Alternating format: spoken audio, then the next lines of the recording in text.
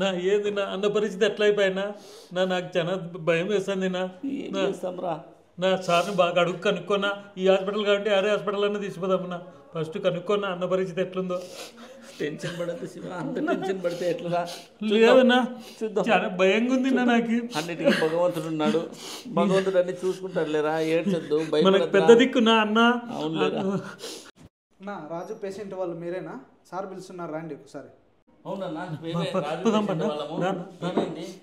Sir మాట్లాడాలంట రండి.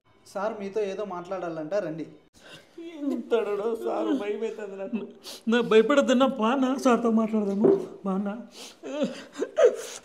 పానా. నమస్తే sir. Sir మా అన్నకి ఎట్లుంది సార్ ఇప్పుడు?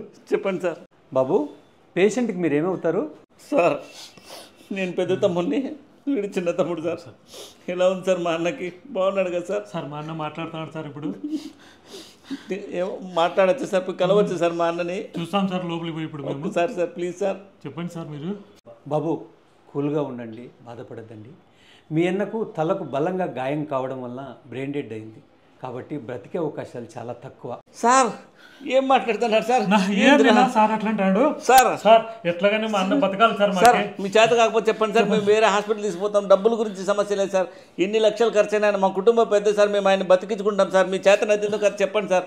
సార్ దయచేసి చెప్పండి సార్. ప్లీజ్ సార్, ఎలాగైనా మా అన్న బతికించండి సార్. ఏంది నా సార్ అంత మాట అంటాడు? బతకడంటాడు సార్. సార్ ఎట్లయినా బతికించారు సార్, మీ కాలు పట్టుకుంటాను సార్. Please sir. నేను చెప్పేది బాగా వినండి. బ్రెయిన్ డెడ్ అయింది, మిషన్ పెట్టినంతసేపు మాత్రమే గాలి పీల్చుకుంటాడు, తర్వాత తీసేస్తేనే గాలి ఆడదు. కాబట్టి బ్రతికే అవకాశాలు చాలా తక్కువ. నా మాట వినండి సార్. ఏం సార్ మీరు బతకడంటున్నారు, బతకడంటున్నారు, విడి విడి అంటున్నారు, ఎట్లుంటుంది సార్? మీరు నాకు అర్థం కాదు. మీ చేతన అయితే నాకు చెప్పండి సార్, మేము వేరే సార్. మా ఇంటి పెద్ద సార్, ఒక కుటుంబం రోడ్డు మీద పడతారు సార్, మేమందరం ఏమైపోతాం సార్? మా వల్ల కాదు సార్. మీరు మీ చేతన అవుతుందో కాదు ఒక్క మాట చెప్పండి. మేము వేరే హాస్పిటల్ తీసిపోతాం, మా అన్నని మాకు ఇచ్చేసేయండి, మేము తీసుకుపోతాం వేరే హాస్పిటల్కి. మీ చేత కాదు సార్, మీ చేత కాదు సార్, మీ చేత కాదు సార్. మా అన్న సార్ ఎట్లా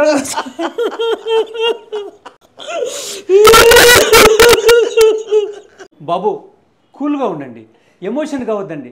ఎంతో ప్రయత్నం చేసినాం కానీ ఫలితం లేకుండా పోయింది. మీరు ఇక్కడే కాదు ఏ హాస్పిటల్కి పోయినా మీ అన్న మీకు తిరిగి రాడు. బ్రెయిన్ డెడ్ అయిన కేసు బతికే ఆస్కారమే లేదు. దయచేసి నా మాట వినండి. కండిషన్ చాలా క్రిటికల్గా ఉంది సార్, పీపుల్స్ డైవర్ట్ అయిపోయినాయి సార్. సార్ అంటే ఎలా సార్? మా అన్న మాకు కావాలి సార్. చెప్పండి సార్, మేము వేరే హాస్పిటల్ తీసుకుపోతాం సార్. పోదాం పన్నా, వేరే హాస్పిటల్ పోదాం సార్. మా అన్నని మాకు ఇచ్చేయండి సార్, మేము వెళ్ళిపోతాము. బెంగళూరు హైదరాబాద్ పోతాం సార్, మంచి ట్రీట్మెంట్ ఇప్పించుకుంటాము. నా బాధపడద్దన్నా, సార్తో నేను మాట్లాడతానన్నా, నువ్వు బాధపడద్దన్నా. నువ్వు ఏడిస్తే నేను తట్టుకోలేనన్నా. సార్ ఎట్లయినా సార్ అర్థం చేసుకోండి సార్, మా అన్నని బతికించండి సార్. సార్ కంట్రోల్లో ఉండండి సార్. ఈ టైంలో ఎమోషన్ మామూలే సార్. ఆయన బ్రెయిన్ డెడ్ అయిపోయింది సార్, పూర్తిగా బ్రెయిన్ డెడ్ అయిపోయింది సార్. ఏం చేయలేము సార్, బ్రెయిన్ డెడ్ అయిపోయింది. మీరు కంట్రోల్లో ఉండండి. నేను మీకోసం ఒక మాట చెప్తాను, నా మాట వింటారా? సార్ నమస్తే సార్. నేను ఎట్లున్నా కానీ బతికిమ్మని అడుగున్నా సార్ని. చెప్పండి సార్. సార్ చెప్పండి సార్, ఆపరేషన్ పెద్ద ఆపరేషన్ చేస్తారా సార్? డబ్బులు ఎంత అవుతుంది సార్? 10 లక్షలు అవుతుందా, 20 లక్షలు అవుతుందా, 30 లక్షలు అవుతుందా? చెప్పండి సార్. ఎట్లా అట్లా మా అన్నని బతికించండి సార్. మీరు దేవుళ్ళు సార్, మీరు ఆ మాట అనద్దండి సార్. అర్థం చేసుకోవడం కాదు సార్, మా అన్నని బతికించండి సార్. సార్ మీరు కామ్గా ఉండండి సార్. సార్ ఏదో మీతో మాట్లాడాలన్నాడు కదా, ఒక విషయం గురించి చెప్తానన్నాడు, వినండి సార్ ఒకసారి. బాబు, మీ అన్న బ్రెయిన్ డెడ్ అయినాడు, బ్రతికే లేడు. కాబట్టి ఆయన ఆర్గాన్స్ ఎవరికైనా డొనేట్ చేస్తారేమని మిమ్మల్ని పిలిపించారు. ఏం సార్ ఏం మాట్లాడుతున్నారు సార్ మీరు?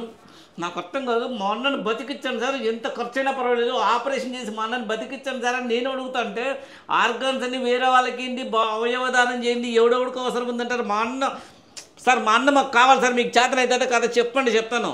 సార్ ఏం మాట్లాడుతున్నారు సార్ మీరు? చిన్న గాయం అయితేనే తట్టుకోలేము, అట్లానే మా అన్నకి కోసి ఫాట్స్ అన్ని తీసుకుని ఎవరికంటే ఎవరికి ఇస్తా అంటే ఎట్లా ఒప్పుకుంటాం సార్? మీకు ఏమన్నా ఇది ఉందా? అది ఏంది నా సార్ అట్లా అంటాడు? మనం వేరే హాస్పిటల్ పోదాం పన్నా, మనము మా బాడీ మాకు ఇచ్చేయండి సార్. మీరు మా అన్న చచ్చిపోయి మేము ఏడుస్తాం, బాధలో ఉంటే మీకు ఆర్గాన్స్ అవి ఇవి ఏంది నా ఎట్లా వేరే హాస్పిటల్? ఏం సార్ మా అన్న ఆర్గాన్స్ అన్ని అమ్మేసుకుని డబ్బులు చేసుకుందాం ఉంటున్నారు, డబ్బులకు మాట్లాడుకున్నారు ఎవరితో అన్న? బాబు అపార్థం చేసుకోవద్దండి. మేము డాక్టర్లమయ్యా, బతికించే వాళ్ళమే కానీ బతుకు తీసేవాళ్ళం కాదు. ఎవరికైనా కిడ్నీలు కానీ, లివర్ కానీ, లంగ్స్ కానీ ఏవైనా అవసరం ఉంటే అలాంటి వాళ్ళ కోసం ఈ అబ్బాయి యొక్క అవయవాలు తీసి వానికి అటాచ్ చేస్తాం. కాబట్టి దీనివల్ల అతను కూడా బతికేందుకు ఆస్కారం ఉంటుంది. దయచేసి అర్థం చేసుకోండి, నా మాట వినండి. సార్ మీరు ఎలాగైనా అవయవదానం చేయండి సార్, 10 మంది జీవితాల్లో వెలుగు నింపుతారు సార్. బాగుండవులేవా మా అన్న చచ్చిపోయి మేమేడు అంటే అవయవదానం చేయి అజ్జి ఇజ్జి అంటావు సార్. మీరు దేవుళ్ళు అయినచ్చు 10 మందికి ప్రాణాలు పోస్తుండొచ్చు, మాకు అవన్నీ సంబంధం లేదు సార్. మా అన్న పార్టీలు ఎవరికంటే వాళ్ళకి ఇచ్చేదానికి మేము ఒప్పుకోం సార్. ఈ జన్మలో పార్టీ లేకుండా చచ్చిపోతే నెక్స్ట్ జన్మలో ఆ పార్టీ లేకుండా మళ్ళీ పుడతారంటారా? మళ్ళీ అదే కర్మ. అన్నని ఎంత కోస్తారన్నా వెళ్ళి తీళ్ళంటే నువ్వు ఒప్పుకోద్దున్నా? వేరే హాస్పిటల్ కలిసి పోదామన్నా మనము సార్. ఒప్పుకోద్దున్నా నువ్వు? మా అన్న చచ్చిపోయింటే మా అన్న శవాన్ని ఇచ్చేయండి సార్, మేము మాత్రం నువ్వు అసలు ఒప్పుకోద్దున్నా? పోదామన్నా మా వల్ల కాదు. మా అన్న శవాన్ని మాకేంటి సార్. నమస్తే సార్, బాగున్నారు సార్. మా అన్న శవాన్ని మాకేంటి సార్, ప్లీజ్ సార్. పోదాం పరా సార్. ఏం సార్ వాళ్ళు అలా వెళ్ళిపోయారు? వాళ్ళు ఆర్గాన్స్ డొనేషన్ చేసింటే గిన 10 మందికి ప్రాణదానం చేసిన వాళ్ళు అవుతాంటారు కదండి సార్. అంతే నీల్, ఏం చేయలేం. ఇంకా సమాజం మేల్కొనాలి, సమాజంలో చైతన్యం రావాలి. ఆర్గాన్స్ దానం చేస్తే ఏమీ కాదన్నటువంటి విషయం ప్రజలందరూ గుర్తించాలి. అప్పుడే ఈ సమస్యలు ఉండవు. కరెక్టే సార్. ఏంది ఇట్లా పరిస్థితి మనకిన్నా? అన్న మనకు లేడంటారా, అన్న చనిపోయాడంటారా? వీళ్ళేంది ఏందో ఆర్గాన్స్ అవి ఇవని మళ్ళీ వీళ్ళు ఈడ ఎవరు బిజినెస్ వాళ్ళు చూసుకుంటారా? అందరూ స్వార్థపరులే. ఆఖరి శవాల్ని పీక్కు తినడానికి డాక్టర్లు ఉన్నారేమో అనిపిస్తుంది. మనమైతే ఒప్పుకోద్దున్నా దానికి. ఎందుకు రమ్మని అన్నం తీసుకుని వెళ్ళిపోతాం. వద్దు మనకు అన్న లేకుండా మనకి పరిస్థితి.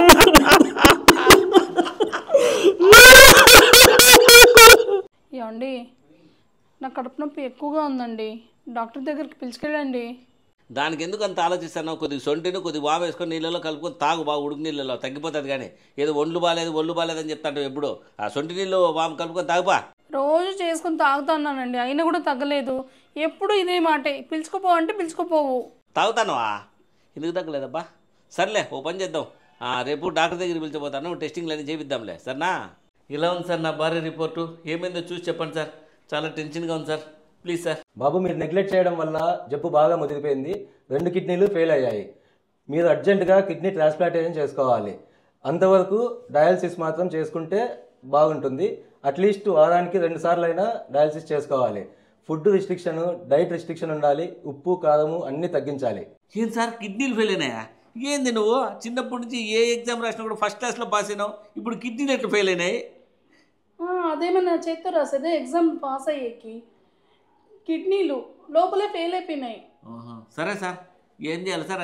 అది డయాలసిస్ అంటారు బాబు. దాన్ని డయాలసిస్ అంటే కిడ్నీ చేసే పని. డయాలసిస్ అని ఒక మిషన్ వస్తుంది. ఆ మిషన్ ద్వారా మీ బ్లడ్ని ప్యూరిఫై చేస్తుంది. అది ఏమండి, నా కిడ్నీలు పోయినాయంట, ఏం చేయాలండి ఇప్పుడు? ఎట్లా సార్? ఇప్పుడు అనంతరంలో యా షాప్లో దొరికితే చెప్పండి సార్, పోయి కిడ్నీలు తీసుకొచ్చుకుంటాము. 2 గాలా 1 గాలా సార్? చెప్పండి సార్, అడుగే సార్ని. ఏ షాప్ దొరుకుతుంది సార్? చెప్పండి సార్. బుద్ధుందా లేదా? అవి ఏమన్నా ఇడ్లీలా ఏడంటే ఆడు దొరికేకి? కిడ్నీలయ్యా, కిడ్నీలో నువ్వన్నా ఇవ్వాలా, లేదంటే ఎవరితో అన్నా ఇప్పించుకోవాలా. నా కిడ్నీ సెట్ అవుతుందా సార్? లేదంటే మీ ఇంట్లో సెట్ అవుతుందేమో కనుక్కోయే. ఎట్లా నా భార్య లేకపోతే నేను బతకలేను సార్. ఎట్లా అట్లా కిడ్నీ ఏర్పాటు చేయండి సార్. లేదంటే ఎవరైనా దొరికితే డబ్బులు ఎంతైనా పెట్టుకుంటాం సార్. 10 లక్షలైనా 20 లక్షలైనా చూడండి సార్. ఎవరైనా ప్రైవేట్లో ఏమైనా దొరుకుతుందేమో చూడండి సార్. అడుగు గాయత్రి. ఏడ్చదులే, ఏం కాదులే, ఏడ్చదు సార్. చూడండి సార్. బాబు, కిడ్నీలు ఎక్కడంటే అక్కడ దొరకవు, ఎవరంటే వాళ్ళు ఇయ్యరు.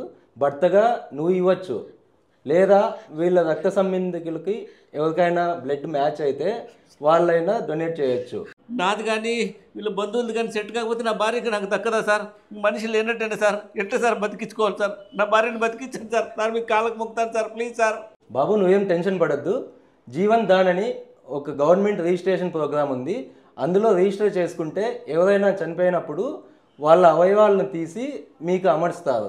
మీ సీరియల్ నెంబర్ వచ్చినప్పుడు మాత్రమే రిజిస్ట్రేషన్ ప్రకారము అది తీసి మీకు ఇంప్లాంట్ చేస్తారు. అంటే ఎన్ని రోజులు పడుతుంది సార్ ఆ సీరియల్ నెంబర్ రావాలంటే? అంతవరకు వెయిట్ చేసి నా భార్య ఏమన్నా అయిపోతే నేను బతకలేను సార్. నా భార్య నా ప్రాణం సార్. సార్ ఎట్లో అట్లా లంచం కావాలంటే ఇస్తాను, లేదంటే మా ఎమ్మెల్యే ఎంపీతో రికమెండేషన్ పెట్టిస్తాను సార్. తొందరగా మాకు ఒక ఆర్గాన్ వచ్చేటట్టు చూడండి సార్. అవయవం ఏదో ఒకటి, కిడ్నీని ఏదో ఒకటి వచ్చేటట్టు చూడండి సార్, ప్లీజ్ సార్. నువ్వు ఏడిస్తే నాకు భయం అవుతుంది. బాబు, లంచాలు గించాలు ఎక్కడో బయట దొరుకుతాయని కొనుక్కోవడాలు ఇట్లాంటివన్నీ ఏమీ చేయకూడదు. ఇదంతా చట్టరీత్యా నేరము. మీరు కాబట్టి అంతవరకు మీరు డయాలసిస్ చేసుకొని మనము బతికినన్నాళ్ళు బతకాలి. మీరు రిజిస్ట్రేషన్ చేసుకుంటే మీ సీరియల్ వచ్చినప్పుడు వాళ్ళు ఫోన్ చేసి ఆర్గాన్ ఇంప్లాంట్ చేస్తారు, అంటే సర్జరీ చేస్తారు. అంతవరకు మీరు డయాలసిస్ చేసుకోవడమే మంచిది. నేను టెస్టులు రాసిస్తాను, అంతలోపల ఈ టెస్టులన్నీ చేయించుకొని ప్రిపరేషన్ కావండి. సరే సార్. సార్ ఆపరేషన్ ఆరోగ్యశ్రీ కింద చేసుకుంటామా సార్? సార్ డయాలసిస్ ఆరోగ్యశ్రీ కింద చేసుకోవచ్చా సార్? ఇది చేపించుకొని రాబోయా, అన్ని వివరాలన్నీ నేను మళ్ళీ చెప్తాను. అదే సార్ ఆరోగ్యశ్రీ కార్డు ఉంది సార్. సార్ పోదాంపాయ్, పెట్టుకోండి. పోదాంపాయ్. Thank you sir. సార్ ఇట్లా నా భార్యను కాపాడండి సార్. ఏం కాదులేవయ్యా, ఏం కాదులే, ధైర్యంగా ఉండండి, టెన్షన్ పడద్దండి. ఏమండి ఇప్పుడు నా పరిస్థితి ఏమండి? ఏం కాదులే, టెన్షన్ పడద్దు. నువ్వు టెన్షన్ పడితే నాకు కూడా టెన్షన్ వస్తుంది. ఏం లేదు, ఆ జీవనదాన్ కింద ఏదో పేరు రాపిస్తే గవర్నమెంట్ బుక్లో ఎవరైనా చచ్చిపోతే వాళ్ళ కిడ్నీలు మనకు పెడతారంట. అట్లా ఎవరైనా చచ్చిపోతే బాగుండు నీకోసం. ఏమైందన్నా వదినకి? డాడీ ఏం చెప్పినాను డాడీ అమ్మకి? ఏనా అంతగా బాధపడుతున్నావు? నా వదినకి ఏమైంది నా అంతగా బాధపడుతున్నావు? మమ్మీకి ఏం చెప్పినారు డాడీ? రే తమ్ముడు, మీ వదినకు కిడ్నీలు 2 ఫెయిల్ అయినాయంట్రా. అందుకని అర్జెంట్ కిడ్నీ మార్చాలంటున్నారు. నాది ఇస్తానంటే సెట్ అయితేనే ఇస్తారంటారా. అవన్నీ రక్త పరీక్షలు చేసుకోమని చెప్పినారు డాక్టర్. అంతవరకు డయాలసిస్ అంటే ఏందో రక్తం కడుగుతారంట. ఆ రక్తం కడిగి చేసుకోమని చెప్పినారు. ఏడుసంతే డాడీ నా కిడ్నీ అయినా కానీ ఇస్తాను డాడీ. అమ్మని ఎట్లైనా బతికించుకుంటా డాడీ. అమ్మ లేకపోతే నేను ఉండలేను డాడీ. నీ కిడ్నీ ఇస్తావా? ఏంది వీడు ఇట్లా అంటున్నాడు? నాన్న నువ్వు నిన్ను నూరేళ్ళు బతకాలరా. రేపో మాపో పోయేదాన్ని, నా కోసం ఎందుకురా? రే నీ త్యాగమే వద్దురా. నువ్వు హాయిగా బతికితే చాలు. నీకోసమేరా మేమిద్దరం కష్టపడతానిది. నీ కిడ్నీ వద్దులే, నువ్వు ప్రశాంతంగా ఉండి మేము ఎట్లా ఒకటి సంపాదించుకుంటాంలే. సర్లే నా వదినకి నా కిడ్నీ ఇచ్చుకుంటాను. వదినా నువ్వు నాకు తల్లి లాంటి వదినా, నా కిడ్నీ తీసుకో వదినా. రే తమ్ముడు, ఎందుకు లేరా, నీ కిడ్నీ కూడా సెట్ కాదు, నాదే సెట్ కాదంట. సర్లే రక్త పరీక్షలు అని చేయించమన్నారు, చేయిద్దాం పదరా. రే కన్నా నువ్వు ఎక్కువ టెన్షన్ పడద్దురా. అమ్మని నేను ఎట్లా అట్లా బతికించుకుంటాను. నువ్వు రా గాయత్రి. వదినకి డబ్బులు ఎంత ఖర్చు అయినా నువ్వు తగ్గద్దన్నా. నేను తగ్గలేరా. పదన్నా పరీక్షలు చేసుకుందాం, రక్త పరీక్షలు. నా ఏడ్చద్దు గాయత్రి నువ్వు.